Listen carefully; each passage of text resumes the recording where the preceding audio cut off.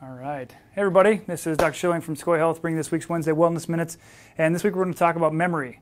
And before I get into that, I'll share a quick story with you. I was at the gym the other morning and this gentleman who was probably in his 60s, 70s was distraught. Couldn't find his key fob and his keys and thought someone took off with him and ran away with his car. We're like, "Where's your car outside?" He's like, "Yeah."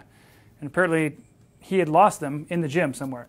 And just as I was about to walk out of the door, everybody's looking frantically for his keys. Turn around and look over by the rowing machine and it's sitting there on the floor. And he was, needless to say, feeling a little bit awkward about that whole scenario.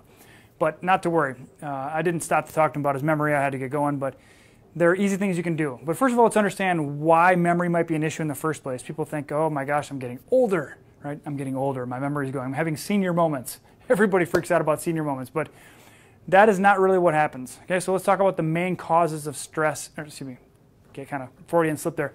Main causes of memory loss. Stress is number one, right? You get constriction of the blood vessels in the brain, neurochemistry doesn't work very well in the brain, and you start forgetting things, right? So if we can decrease the stress, we can also increase the ability for our brain to make memories. So just to keep that in mind, the more you can decrease your stress, not manage it, but decrease it, the better you're going to feel. Inflammation, of course, if you have a gut on fire, the brain's on fire. And therefore, if you have a poor diet or bad microbiological balance, the bugs in your gut, they're supposed to help you and create all the hormones that your brain uses. If they're not working really well, your brain's not going to work very well. So understand what goes in your mouth dictates what happens in your gut, which also dictates what happens in your brain. It's not a one-way street where there's nothing, whatever happens up here doesn't affect down here and vice versa. Whatever happens here is what gives this fuel. Okay, so your brain is what's going to give that fuel from your body. So make sure you treat your gut well and make sure you're cognizant of what you're putting in there because that's one of the most important things you can do. Sleep. If you are not getting good quality sleep, let's say 5 hours of uninterrupted sleep a day minimum, you're going to increase your chances of toxicity collecting in your brain and inability for toxins to get out. It's theorized that your brain shrinks between 40 and 60% to squeeze out all the toxins into your cerebrospinal fluid and your glial lymphatic systems, which is like the lymphatic of the brain. And what happens is those toxins get pulled away down your lymphatic drains through the cervical and then through the thoracic and this whole 9 yards back over your liver here. All right. So if you have liver congestion from viral stress or too much toxicity from whatever it might be, you're not going to be able to drain that out. And if you're dehydrated, which is another point, you're also not going to be able to get enough fluid in your brain to get those toxins out. It's kind of like a bunch of garbage sitting in a dry riverbed. Think about it that way. If your brain is not hydrated enough, it can't get the stuff out. So let's also talk about traumas. Another thing people don't even understand. Traumas, people think about concussions, CTE, chronic traumatic encephalopathy is the word terminology with pro football players and hockey players and things like that. But even slipping and falling, like kids fall out of those little swings and hit their faces or whatever, or slip and fall on the ice and smack their head. And you've heard about it, you've seen it, maybe even had it, experienced it yourself. Those are called interference fields. We've talked about them before, but those are something you want to remediate. You want to fix that. And we have a therapeutic mud packing process to do that, so keep that in mind. We talked about gut health. Let's talk about chemicals, for example. Neuroexcitotoxins, which is a fancy word for things we eat that have, for example, MSG on them, or if you chew gum, a sugar-free gum, aspartame. Really bad for your brain, as is MSG. So when you go to the Chinese restaurant or wherever it is and they have those sauces, make sure you check monosodium glutamate, because glutamate is one of the most reactive species in your brain as far as free radicals. So therefore, if that's going to be a factor, it's going to limit your brain. Okay. Insulin. Everybody has heard about Alzheimer's and the increases in Alzheimer's. There's some theories that say that Alzheimer's is actually type 3 diabetes. It's diabetes of the brain.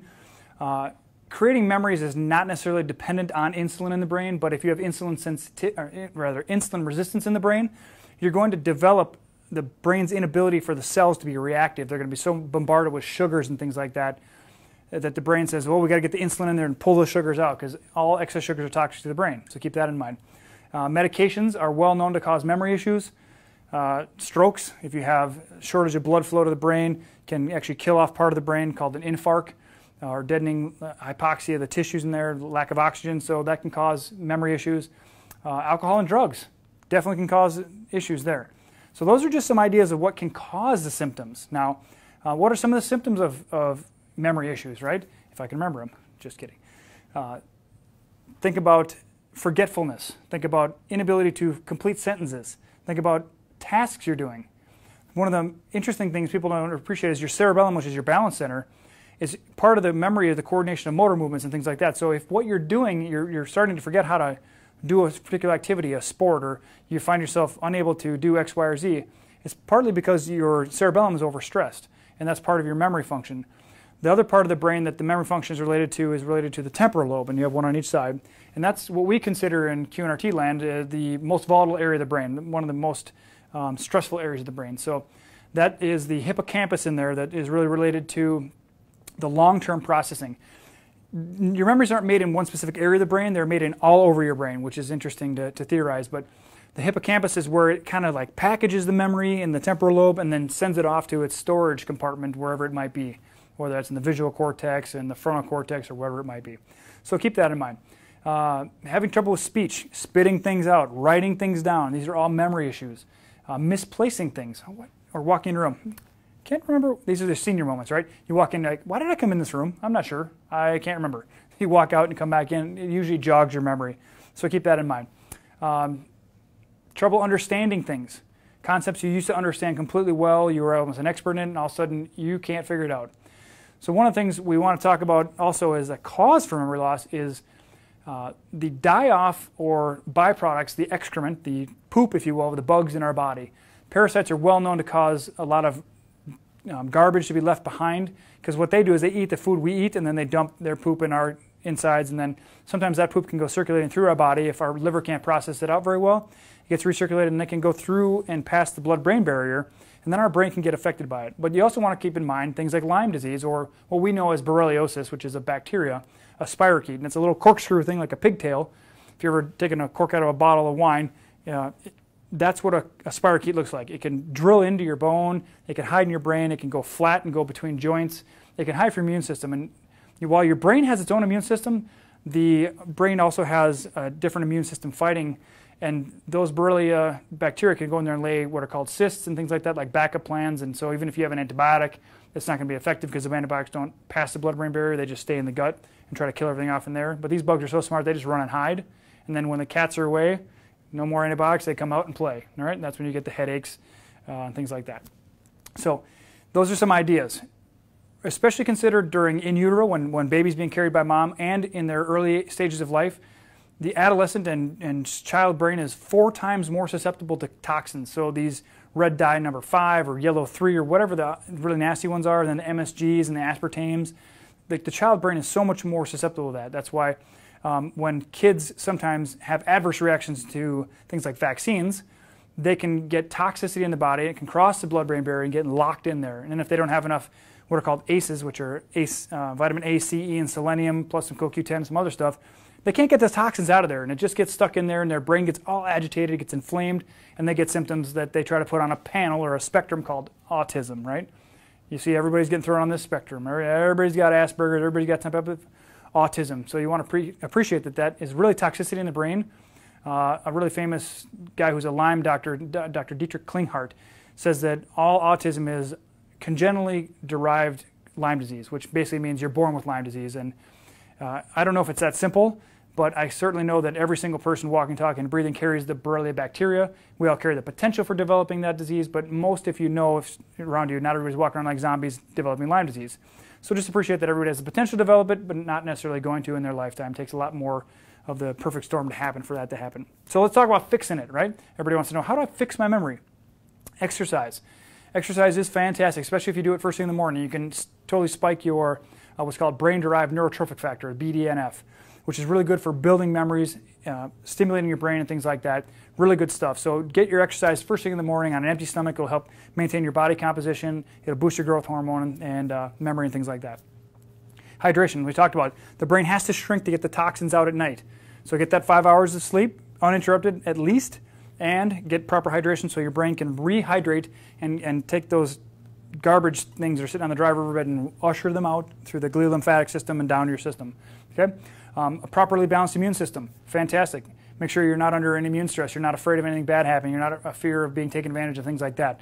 Those are things that can happen. If you have a chronic lack of something like starvation of money, a job, a family member, love, whatever it might be, that can all affect your liver from a neuroemotional standpoint. So keep that in mind.